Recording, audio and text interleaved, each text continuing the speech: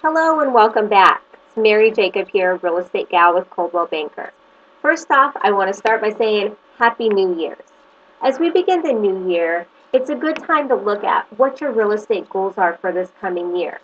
Are you thinking about maybe selling a property, purchasing a property, maybe getting an investment property that to use as a rental, or maybe you have a rental property that it's time for you to sell that maybe through a 1031 exchange?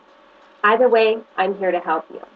As we reflect at 2014 here on the Central Coast, we saw an increase of about 12% for the year.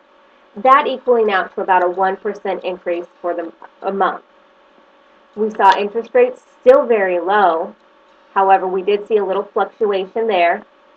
Bank foreclosures, distress sales, short sales, those sort of properties, we saw a significant reduction, that being only 6% of our market. At one point, that was 80% of our inventory. We continue to see new construction being built, which is a great sign. 2013 was really a comeback year for real estate. Over this coming year, we should continue to see home prices increase at a much more stable rate of about 4 to 6% for the year. Understanding that the Fed may start to increase the interest rates, not knowing what that could do still.